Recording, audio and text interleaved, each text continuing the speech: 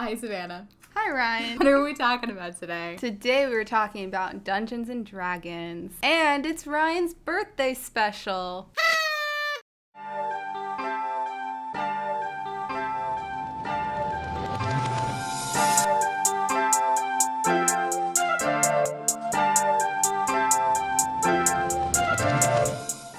As of recording this, it's not my birthday, but when it comes out, it'll be the week of my birthday, which is pretty much my birthday, all things considered. Yeah, so make sure if you really love Ryan and you want to wish her a happy birthday that you subscribe to our YouTube channel, you like this video, maybe leave us a special happy birthday comment for Ryan, all the fun stuff. Yeah, helping that algorithm will be the best birthday present you could give me. Or money, I guess.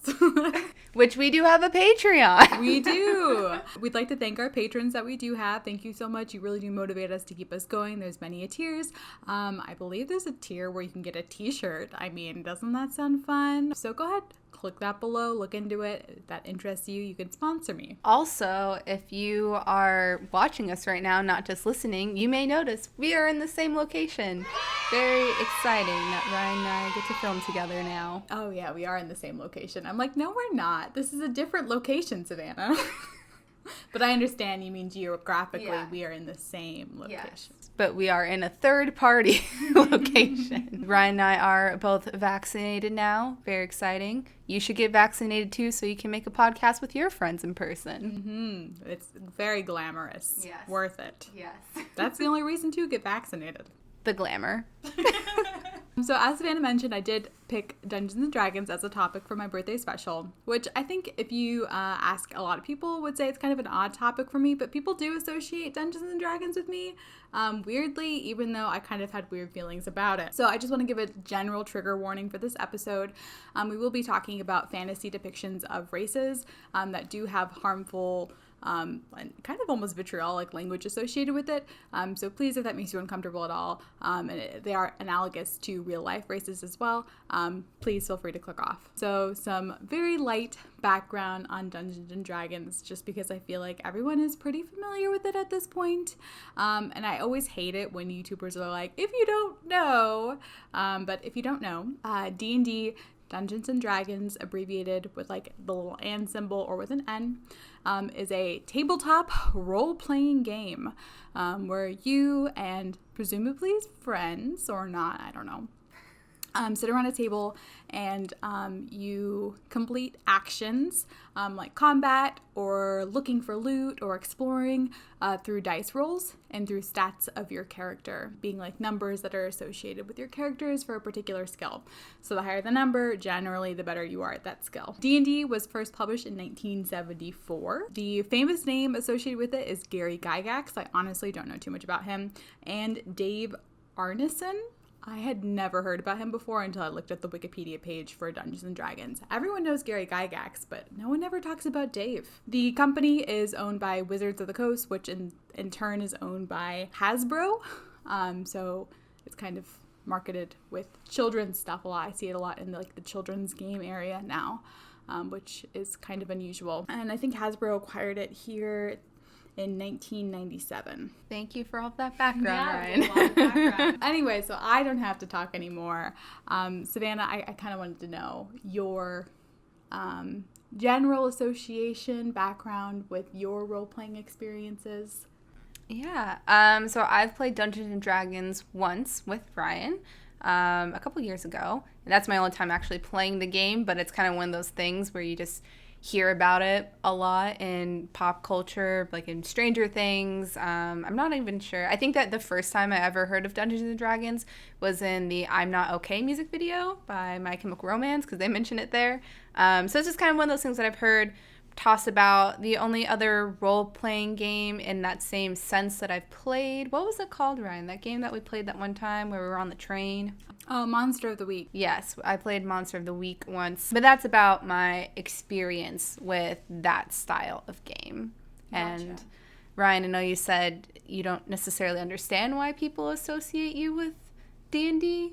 I associate you with D&D, so I would like an elaboration there. I guess I can get to that. But like no other role playing in your life at all? No, not in like a game sense. I've been in plays before. I guess Does that count? No. I don't know. I just feel like sometimes you kind of just like role play for fun. I don't know, in your community, or like some people like chat role playing games, or like fan fiction role playing games. I do have a friend who is a part of the Warrior Cat community of fan fiction writing.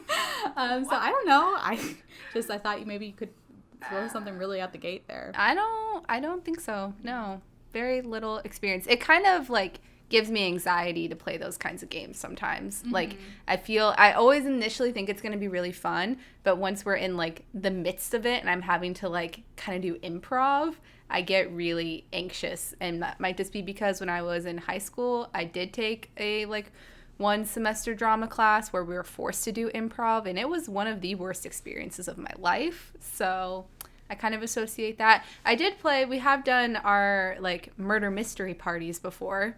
We did 2 New Year's Eve murder mystery parties, so I would count that as a role-playing game. Yeah. Okay. So I first picked up Dungeons and Dragons my junior year of college when I met a friend group that played, and I stuck with them for quite a while. I mean, that's pretty much it. I'm kind of a casual player. I used to have like a weekly game, but then when coronavirus hit, that weekly game stopped because I didn't like to play digitally. I do like role-playing games, but I don't know. Sometimes I do feel a lot of stress associated with them, and it's a lot of thinking, and I do get kind of drained from social interactions that last like for 4 hours doing the same thing, especially when people like to take their time, or I mean, it's like a lot of like nothing happening in the game. So there is some stress associated with it for me. And if you ask my cis white hetero boyfriend, he would tell you that I don't like to talk about D&D all the time, while he is very much a D&D fiend, I suppose. He would talk about D&D all day if he could, so maybe that's some of my aversion as well. But I feel like I don't talk about Dungeons and Dragons a lot, so I don't know. People, like I mentioned it like a couple of times, or I ask them if they want to play, and it's just instantly associated with me.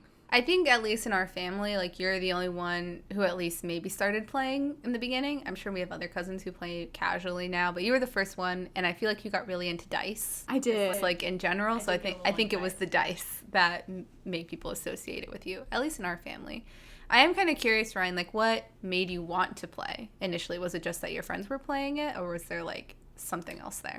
Well, I mean, I've always loved fantasy settings and fantasy books, and the idea of being in a cooperative storytelling game was very appealing, and I think that's the best part about it. And I think when story starts to get off the rails, it does start to bother me, or when I feel like I'm playing a character that is too personal, or I'm really proud of the story, then I get kind of defensive of it, and then I don't want to play that character anymore because it's like my story, it's precious to me, and I don't like that it's out in the open. So I guess that's another thing with Dungeons and Dragons that kind of is hard for me sometimes.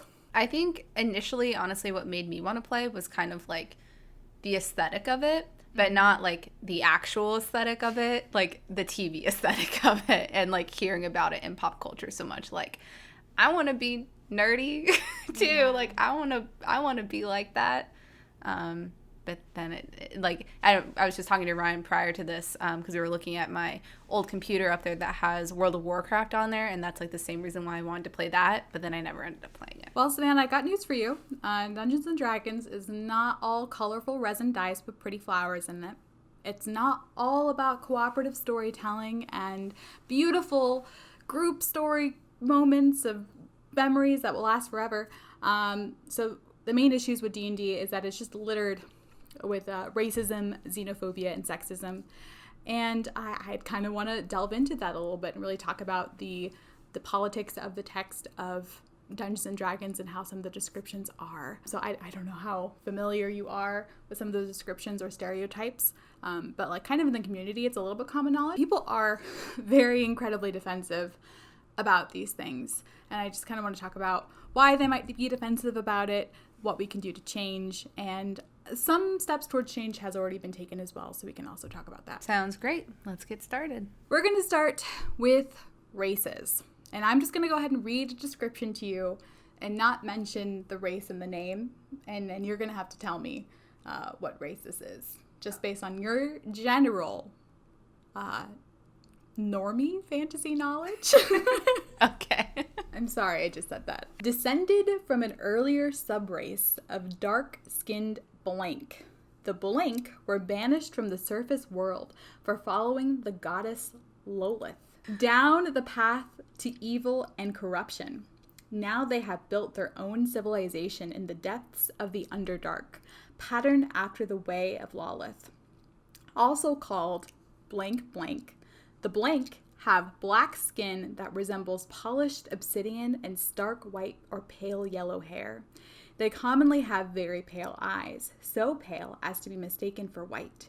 In the shades of pale lilac, silver, pink, or blue, they tend to be smaller and thinner than most blank. And then there's a whole subsection about the darkness of this race. This race, the blank, would be universally reviled. Their depraved society is preoccupied with the favor of Lolith and their spider queen goddess, who sanctions the murder and extermination of the entire families of noble houses, vie for position. Yet one blank did break the mold rather recently, kind of in the fiction of this world. But most of the time, I'm reading off script now, this race is considered pure evil. So based off that description, what would you say this race is? Well, I forget what they're called, like the actual word, but is it like a dark elf? You got it! Good job! Yes, they are called drow. Right. Yes, that's what they're called. Mm-hmm. And they are a subrace of elf. What this stems from, right, is, I don't know, do you want to make some kind of dark guesses about what the main kind of issue is with this subrace, or do you want to kind of take a guess at it from yourself, just kind of from a blind read? I think I have like my own assumptions, I guess, about what the problems would be. I think kind of across the board in so many different areas, like anything that's like dark or black is just always associated with evil as being like the opposite of purity, which is white. So I think that goes along with the skin color, and then in turn how that like is reflected in real life world skin color, how people associate darker skin tones with things that are evil. So that to me is like the first like jumping off point of what the major issue is there. Mm-hmm. Yeah, and I think I would agree with that one. And the fact that this is a pure evil race. And so I know that now no one is considered to be a pure evil race from the only perspective that there is. It was more commonly asserted back when Darwinism was accepted that there was kind of a way to explain racism and why racism exists. So should that kind of thing be allowed to exist in a world where there are conscious, sentient beings that are just explained away as being evil just because of what they are? To me, that just seems problematic in that how that would like leach into people's real lives by perpetuating that, even within a game, within a fictionalized race to begin with, which to me, it seems almost kind of strange to have fictionalized races because race is already a fiction, like it is a construct in reality. So it seems almost kind of limiting, I guess, that like to work off of that versus something else. But I can only imagine how having something like that, like these like dark beings that are just pure evil, how then that can leach into people's interactions while playing the game, how that could maybe prevent people of color from feeling welcome in playing games like that. To me, it seems like it just kind of go on and on of how that would be a problem. But Savanah, it's just a game. Why can't there be pure evil people in a game, Savanah? Because it's not just a game, right? This is real life. But if the people around my table are comfortable with it, shouldn't I be allowed to run a world that I want to run? I don't think so. I feel like you would need to do some introspection of like, where else is that popping up in your life then? Like if it's okay here at the table, once you walk out the door, is that still going to be lingering there? I feel like it could be on some deep unconscious level. Yeah, I mean, that's pretty much it. Unfortunately, I think we're pretty much speaking into the void and not really changing anyone's opinions. But if you're kind of borderline, maybe you are or were kind of borderline about it, I mean, I just invite you to just think about it, you know? Like, think about if pure evil should be allowed to exist in fictional settings. I think that's a bit of a different question, as if pure evil can exist in a fantasy setting. Personally, I'm inclined to think that that could be the case. I don't know where that would come from in my mind. My cis white hetero boyfriend thinks it's just lazy writing if you just say something is evil. I don't know if I'm fully inclined to go that far, though. I kind of, I think, am in line with cis hetero white boyfriend. I feel like it is like kind of boring to have something be so one-dimensional, where it's like they're just evil. Like my favorite villains, when I think of somebody like, I don't know, like Kylo Ren or somebody, it's like somebody who has like multiple things going on that you have like a love-hate relationship with. Like that, those are the kinds of evil villains that I at least personally like. Mm-hmm. Yeah, no, I can see that. I feel like I know nostalgia is not really an excuse, but if I think about nostalgia and all the villains of the past, they are kind of just pure evil. And I was still compelled by those stories. So I don't know. Maybe we will grow out of it as like a community and just not have evil exist. I'm not sure though. All right, next one. Whether united under the leadership of a mighty warlock or having fought to stand still after years of conflict, blank and blank tribes sometimes form alliances, joining forces into a larger horde to the terror of civilized lands nearby. When these alliances are sealed by marriages, blanks are born. Some blanks rise to become proud chiefs of blank tribes, their blank blood giving them an edge over their full-blooded blank rivals. Some venture into the world to prove their worth among blank and other civilized races. I'll say humans and civilized races. Many of these become adventurers, achieving greatness for their mighty deeds of notoriety and their barbaric customs of savage fury. They have other kind of subsects here that are headed as sacred and strong. So there are those that follow the mark of the Grumsh, the one-eyed god Grumsh created by the blank, and even those blank who turn away from his worship can't fully escape his influence. The same is true of blanks.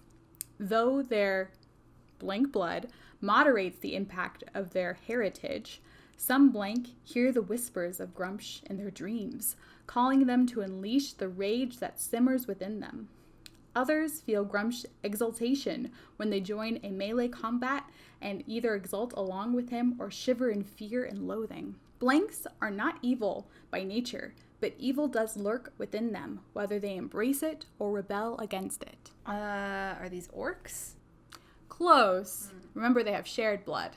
So what tempers their rage, Savannah? What could possibly make them less evil and barbaric and savage? I don't know what all the races are, so I feel like I am working off of a limited number here. Humans. Human orc, half human, half orc? Okay. Yes. So human orc. So I just kind of want to hear your posits like you made before with the drow. Well, to me, I think the thing that really stands out is how they sound like they're described as being like savage, although it sounds like half savage or not quite as savage, which I think there's kind of two problems there. This one of like delineating who like being a half-blood essentially, and how that make these people better than full-blood orcs, but still less than full humans. That in itself is a problem. And then again, like the savagery, how that just historically has been used as a term that almost like derogatory towards just non-white cultures, really. Yeah. Orcs in general are created by Tolkien. I feel like I've heard it both ways. And orcs I remember at the beginning of college, I thought they were problematic because they were based off of Black people. But turns out that's not really the case, like as accepted now, that orcs are created by Tolkien as kind of inserts for like Mongol invaders. So here I have a quote from a note 210 from Tolkien. The orcs are definitely stated to be corruptions of the human form seen in elves and men. They are or were squat, broad, flat-nosed, sallow-skinned and wide mouth and slant eyes. In fact, degraded and repulsive versions to the to Europeans, least lovely Mongol types. Yeah, I guess my question would be, even if, like, Tolkien did not specify that it was supposed to be black people, what does it say for then people to make that assumption, I guess? Like, to take it there? I mean, I think that says something more about, like, societally, what our assumptions are about people of other races. I'm not really sure. I feel like there's something there with that, though. I think so, too. And I think that kind of comes from the movie. If you kind of look at them, a lot of them look like more dark-skinned, like large forehead, large mouths, kind of characteristic of, characterized black people. So I think that comes from the movie more than the books do, because there's not really that great of descriptions of orcs in the books. I would not know. I have not read the books. I've read the first one. I've only seen the first. Have you seen the movies? I've seen the first movie. No, I've only seen the Hobbit movies. Don't come at me, internet. I know. People are. I always say I love fantasy, but here I am. No, it's it's a rough time.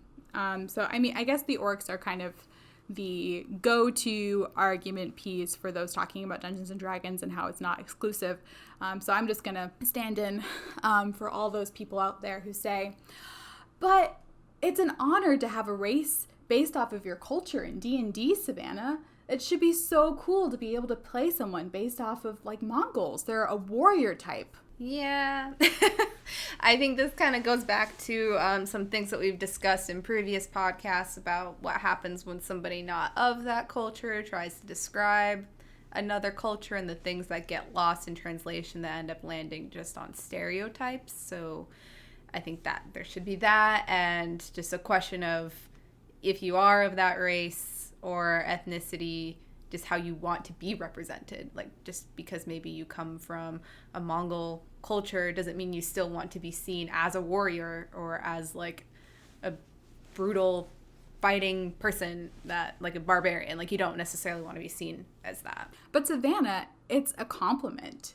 I don't think you get to decide what is a compliment for other people. Please, no one use this against me. I'm literally, my cis white hetero boyfriend, he is a warrior on Reddit in those D&D subreddits. I keep thinking, like, the version of somebody who would have been this type of person, like, back in the day of, when did Lord of the Rings first come out? What year did that come out? Tolkien was born in 1897. Yeah. I'm just imagining, like, Tom Buchanan from The Great Gatsby. Please hold while I get my boyfriend's Reddit post in hand. All right. I have the receipts. Let me ask you this. How do you kill a vampire? You might say a stake through the heart, sunlight, or fire, but the real answer is however you want, because vampires aren't real. They don't exist. Neither do orcs. Maybe people can learn to detach their personal prejudices and explore these ideas without it becoming their real beliefs. There is nothing wrong with having a setting with a race or monsters or even people that are inherently evil because it's a fantasy. It's not real, it has no relevance to real life, and eliminating in part or in total a setting that could explore this idea is unwarranted. Then, real-world ethics don't apply to a fantasy game. Good and evil are detectable, measurable forces in Dungeons and Dragons, and there are gods who people know or a fact exists and directly affect the world and multiverse and embody those forces of good and evil. Nuance isn't really necessary in a game of pretend. The thing that always gets me with that is, like in that first part, like, the guy, I'm assuming it was a guy, was like, it's just a game. But then why is he so, like, upset about it? I know, they're so defensive over their game and about changing the languages associated with different races. And, you know, what's interesting is I was reading an article that we'll link below as well. It was written by someone of Eastern Asian descent who was talking about orcs. And he was saying that orcs are his fantasy guilty pleasure. He loves to play them because it's kind of, like, cathartic, because he's, like, a classicist when it comes to old, like, racism portraits of people. Like, it's kind of, like, amusing and ironic to him, right? So, like, people are on board with the idea of keeping races that didn't come from a good place, but perhaps they need to be revisited. Perhaps. I mean, it is a very old game at this point. I mean, relatively old. You would think that some updated things would need to happen, but I mean, it's the same like conversation with like the Declaration of Independence. Like there's people who are like, it needs to say how it was when it was first written, regardless of how much society has changed since then. Mm-hmm. And Savanah, I don't know how much you know about the Wizards of the Coast, but we know that their writing staff is not diverse. And they had a controversy as recently as just last year, where they had a freelance writer working for them who ended up quitting because a boss stole a portion of their work.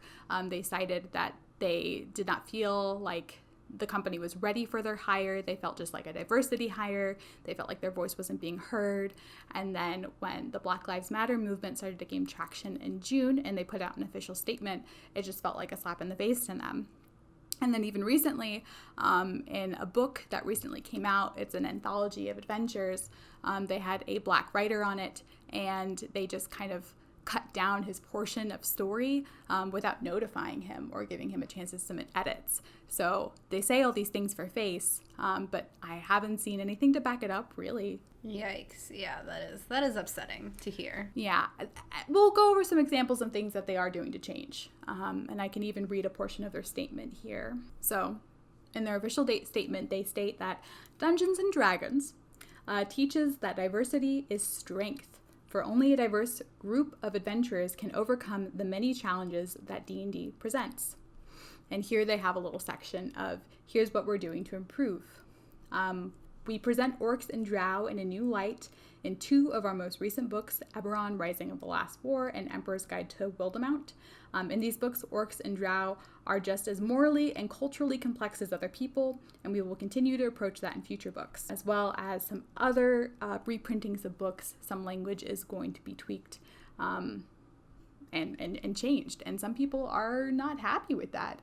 Some people are asking, pretty much just standing on the ground of, it's a fantasy game, why does it need to be changed? Chanting that over and over again. Yeah, I think it's like the same conversation that you have with like the Dr. Seuss books that have been taken out of like publication and things like that. Just people unwilling to recognize how things that are like seemingly benign or like don't matter, that they do really matter, and then just really holding on to not wanting to give up the things of their past that they really liked, or even just having a conversation about it. Because I think it'd be one thing, at least if somebody like really, really didn't want to let go to like their old gameplay, at least just have a discussion about it and acknowledge that for what it is. So I kind of want to talk about a solution, because we've just been talking about problems, really. And I guess the ultimate question is, how do we have a diverse and accepting time around the table when your friends may just be all white and you live in like Montana or something, I don't know, and you want to be inclusive and you want to be respectful of what you're saying, and you might realize that what you're saying at the table can have an effect outside of it, is the ultimate question.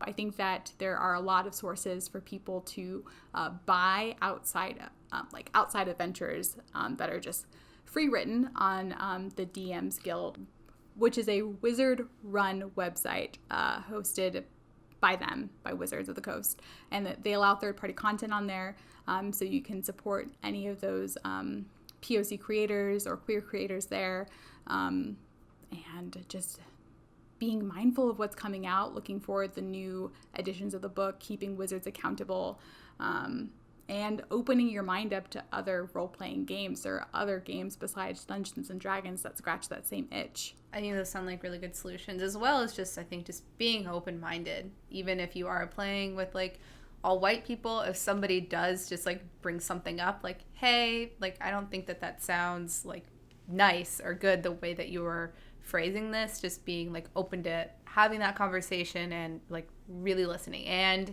if you are a white person, to also like speak up on those things if something sounds wrong to you, or at least something that's worth discussing, bring it up. Yeah, in the most recent book, there is a solution there for kind of a session 0, where people can discuss their boundaries, and it goes over how to set up a productive session where everyone feels like safe and welcome. But that came out in 2021, so that was the first time that was actually codified and written into the books. Well, I'm glad to hear at least that is happening.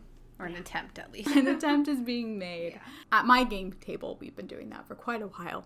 It's good. What has your experience been like, Ryan? I don't remember if you said, but have you played with, like, diverse groups of people? Or has it been primarily you're the only diverse one? You know, I'm actually pretty proud of the people that I'm playing with, mainly because there's pretty diverse people as far as, like, age goes. And, I mean, I'm playing with another Latin person, and then I play with an ex-military person, which we are currently vetting out right now. I don't know. He seems pretty okay so far, but I don't know. We'll see about the vaccinations and how that goes. And just... all the other people are white, but I'm pretty happy with the age diversity that we have, at least there. What about the, like, gender diversity? Oh, I'm the only female. I'm the only female. So I guess there is that, which we will talk to. I have kind of a separate heading just for the sexism that comes along with Dungeons and Dragons. So I also kind of wanted to bring up the problematic portrayal of classes as well. And there's one really kind of just prime example, and it has to do with a monk. So here's the description of the monk. Her fist is a blur as they deflect an incoming hail of arrows. A half-elf springs over a barricade and throws herself into the mass of ranked hobgoblins on the other side. She whirls among them, knocking their blows aside and sending them reeling, until at last she stands alone. That was kind of the initial introduction for monk. They have the magic of ki. Monks make careful study of magical energy that most monastic traditions call ki.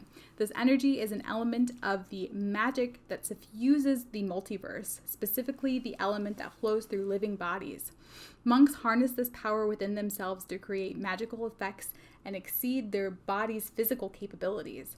And some of their special attacks can hinder the flow of ki in an opponent. Using this energy, monks channel uncanny speed and strength into their unarmed strikes. As they gain experience, their martial training and their mastery of ki gives them more power over their bodies and their bodies to their foes. So that's kind of the general description of monks there. They do have a couple more things, but I feel like that's enough. So, I mean, this is a class, so you could be an orc monk, meaning like it's a warrior, there's like a fighter, you could be a wizard, like those are other examples of classes. So monk is kind of your stand-in Eastern inspired class. Just from reading that description, you can see how it really does rely on stereotypes and that inner spirituality and that guiding inner magic, which I don't know if it's, I would say it's just as harmful as the way that Dungeons and Dragons portrays race as well. Yeah, I could see that. I guess I actually wasn't thinking initially in like an Eastern sense, I guess, of monks. I was thinking more of like a European sense of monks when you were describing that to me, but I do see what you're saying as well. And it's kind of hard because say you do want to play something that is more Eastern inspired, this is kind of your only option. And it has to do with that kind of inner mysticism and that baggage that comes along with it. And there's other kind of homebrew is the term that's used to describe outsourced and homemade editions. But I mean, you would want wizards to come out with something eventually official that kind of fixes it. And to have a person of color of Eastern Asian descent, hopefully, to write that. Yeah, definitely. I just kind of want to get that out of the way. Another kind of damning, pretty bad description that they have taken out as well, which I don't have to read, is from a book called The Curse of Strahd, which does take place in Barovia. So kind of another example of dirty laundry to kind of air and get out of the way as well is a lot of their depictions of some like people in the general world aren't fantastic as well. For example, in The Curse of Strahd, there's a group of people who are analogous to the Romani people. There's a lot of descriptions. They're called the Vistani people. They are criminals who menace a good, honest society. So they are a group of wayward travelers that camp outside the town's walls. They seem harmless at first, but they are drunks and thieves and put hexes on anyone who doesn't pay. Yeah, I mean, I feel like they didn't even try very hard. I know. But they are rehiring someone to rewrite that, and they did hire sensitivity readers for the reprinting.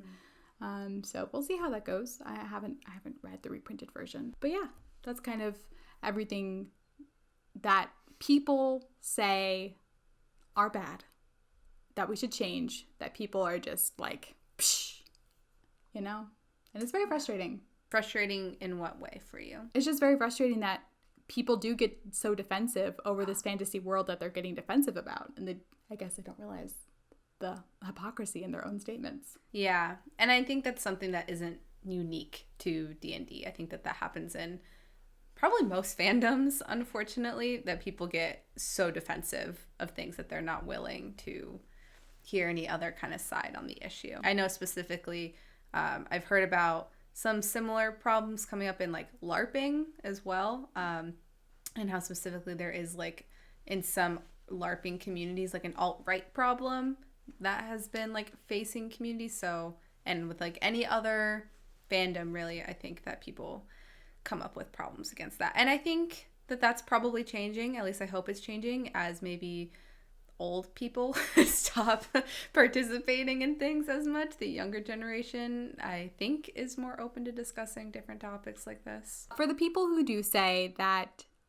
your game stays at the table and it doesn't have to bleed into real life, I do want to talk about a for sure example that people have been reporting of, you know, playing at the table and how it bleeds into their real life. And that's people who play D&D, and specifically queer people who use Dungeons and Dragons as a form of gender expression. So, I mean, I find that to be appealing myself. I do find it a bit frustrating as at the table I am presenting female, but I have played male characters or kind of non-binary characters, and just because I present as female, people often refer to that character as she, her, even though they have been corrected. It's just kind of natural. But it's a good way for people to practice, I suppose, if I do correct them on the pronouns. But that's just what I found, and I've seen large swaths of people who have come out who have played RPGs who like took their D&D character out and transitioned. You see stories about that all the time, whether it be on TikTok or Reddit, just kind of in the community. Yeah, and I think that'd be a great opportunity for people if they're already in a mindset of being like, I'm going to view this person as an elf. Why can't they also view this person as these are their pronouns? Like, you're already having to, like, in your mind, like, readjust how you're talking to and about this person. I think that would be a good opportunity for them to also practice then using other pronouns that go along with that character or what that person is asked for. Mm-hmm. And people as well, like, I've heard stories of people saying that they feel more confidence because they're used to speaking as their character around the table, and that bleeds out into their real life as well.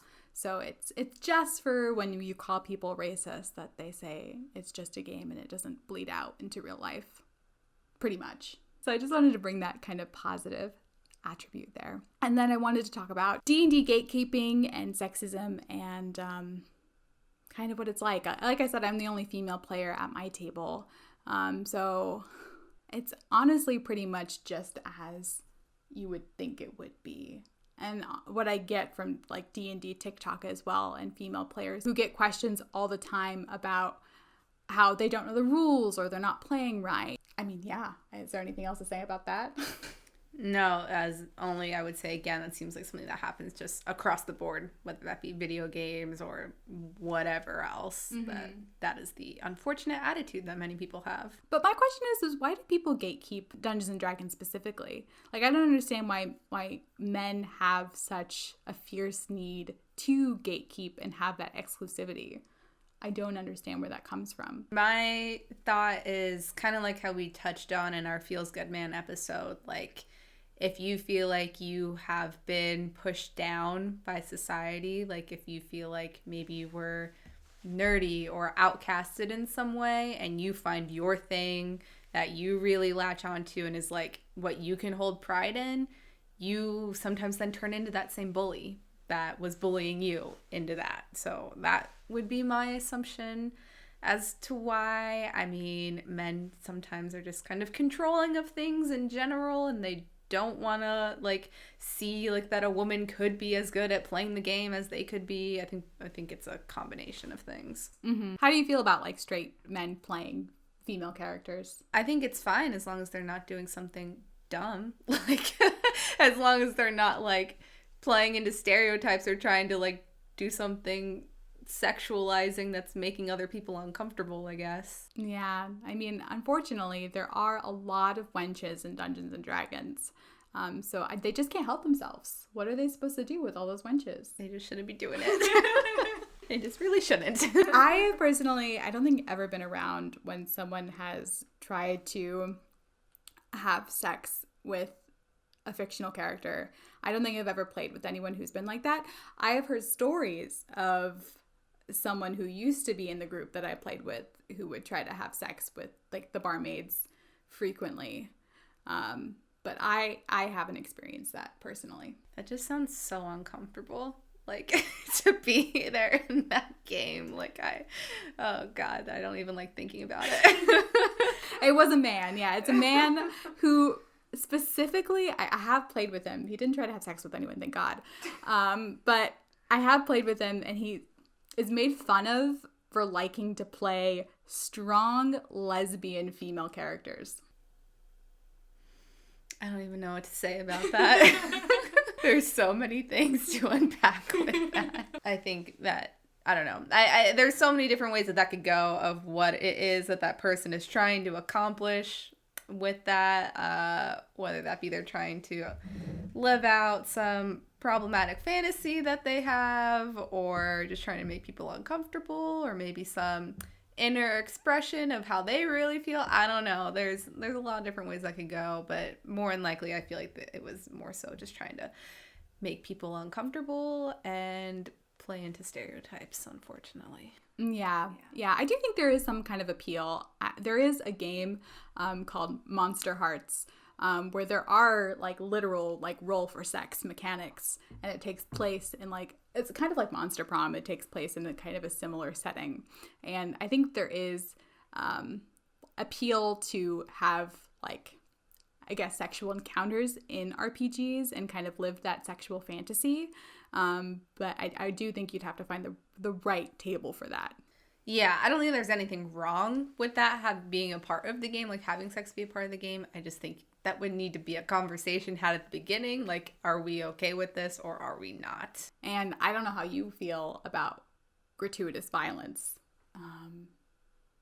But at my table, I generally like to fade to black. Torture is also kind of a thing that comes up sometimes when you have someone tied up and you want to get information. And we Americans kind of default to torture. So, I mean, I guess I have been around tables that there have been torture involved, and it wasn't odd to me. But now it is, now that I think about it.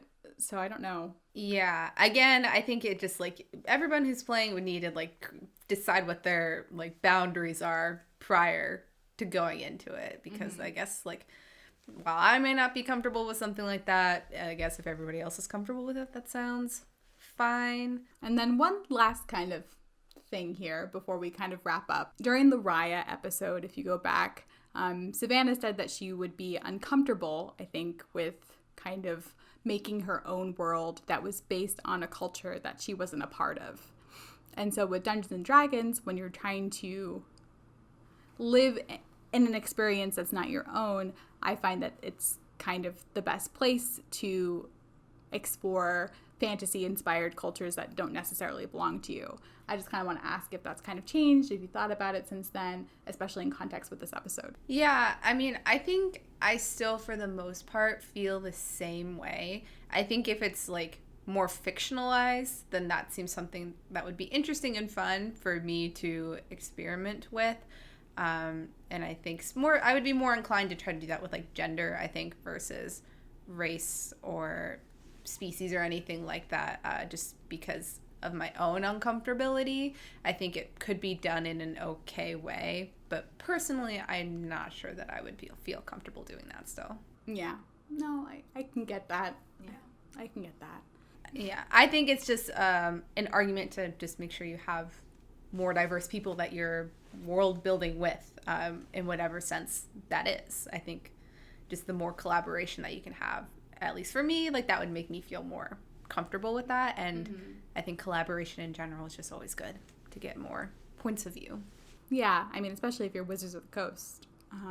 But if you're just an individual trying to build your own world, yeah, obviously collaboration interactions are very helpful. But I mean, like I've mentioned before, I don't have very many diverse friends, so I understand that I need to branch out and make my own path towards that. But I mean, that is also hard to do. So I am trying to be considerate of people who are like me, who want to write better and more inclusively. But I mean, I still only have so much time in the day and only so many friends that I can have. Yeah, well, I think at least nowadays, like, there's more and more resources. Like, you can go online and read about other people's experiences, probably talking about the same thing. Or I've seen people who are writing books, like I follow them on Instagram, who maybe is writing a book, and they poll their audience just general questions if they want to know more about experiences that are outside of themselves. So I think it's definitely becoming more accessible, even if you don't have, like, actual friends. Not that you don't have actual friends, to just hear about other people's experiences on the internet. True, fair. Any kind of burning questions about Dungeons and Dragons to a real life D&D player? My shirt says D&D. You can't really see it. It's incredibly faded, but it does say Dungeons and Dragons. Well, I did have a question, or at least something I'd like to bring up that I thought was interesting in my little research for this episode. I was seeing how it sounds like for some people in their gameplay, like, racism is a part of the game almost sometimes. Like, some races are racist against other races, and that's like a main part of their character. And I'm kind of curious about how much that actually comes up, as well as I also was watching something that was talking about the alignment chart or whatever, like the alignment chart, and how that in itself can just create like another form of othering of people, even if it's not like a concrete race. You can be like, well, I hate everybody who's chaotic neutral or whatever, that kind of stuff. Yeah. I think that those problems appear in people who already have problems to begin with. But I've heard that it is a major problem that people do want actively, like, racism in their game, because it is more realistic and true to life. And so that they will implement racism, and people will choose those characters because I guess they want to be discriminated against and have that storyline for them. And I don't know, I guess conquer being discriminated against. Woohoo. That's like the most nonsense I've ever heard in my life. Like, if you're building a world, why would you want to put something as horrible as racism in it? Like, of all the things to put into your world, why that? I mean, evil exists, and so I guess evil is just another version of racism. So evil exists in the world, and crime exists, and conflict exists, so I guess I can see the argument there. There's a lot more that you can do than just insert racism here for conflict. I also just wonder, like, why is it that the language specifically in D&D, it sounds like they're using specifically the word race versus, like, species? Like, why did they make that decision, I guess, just in the first place? So I have been informed that there are a lot of new systems in place, like Pathfinder 2nd Edition. I did actually start out playing Pathfinder, which is strange to me. It's like knockoff D&D that's a little bit more complicated. And Pathfinder, their 2nd Edition, they're using ancestry and lineage more. I'm not really sure why race was chosen in the first place. I'm sure it was just the easiest word at the time, or the time that it made most sense. Maybe to make it more analogous to real life, for an easier transition. I don't know. And as for alignment, I personally don't think too deeply about alignment. I never really choose one for my character. It doesn't really seem super relevant to me. But when people do choose an alignment and they play towards it, I do a little bit judge them. So there must be something there. There must be something. There must be a reason why I don't like alignment, why I don't really use it for myself. I think it's helpful for maybe beginner players who like just need something to bounce off of and constantly be reminded that, oh, that's right, I'm evil. Gotcha. I'll just go ahead and burn down the tavern, check mark. You know, like I just feel like some people, I don't know, they just like to cause conflict in their gaming group, and they like attention, I guess. And I don't really want to put a lot of people in a box. And if you do use alignment, please, this is just my opinion. I think there could be some benefits. I don't know. Comment below if there are benefits to alignment. My question would be if you didn't like it because of the memes. Like if it made it less serious, I guess, for the game to see the memes. I don't think so. I don't think it makes it less serious. Well, I think that wraps up my questions that I had. So are you interested in playing more Dungeons and Dragons or role-playing games? I think I would. Like I said, I get kind of anxious with like the improv aspects, but I'm sure just like the more I did it, I would feel more comfortable. But I definitely think I would want to be very conscious about who I'm playing with, just because I wouldn't want to play with people who are going to like say dumb stuff and make people uncomfortable. But Savanah, we're supposed to be having those conversations with people. I can't be having conversations with those people all the time. Yeah. I can save that for another part of my day, not in my relaxing game time. So I guess that really wraps us up here. Thank you, everybody, for hanging out with us today and learning a little bit about D&D. Please comment below. Wish Ryan a happy birthday. Give us a like, a rating, however it is you want to wish her a happy birthday. Thanks for being with us today. Thank you so much. And if you comment that we're women and I said something wrong and I don't know anything about Dungeons and Dragons, I'm not going to be happy. Bye.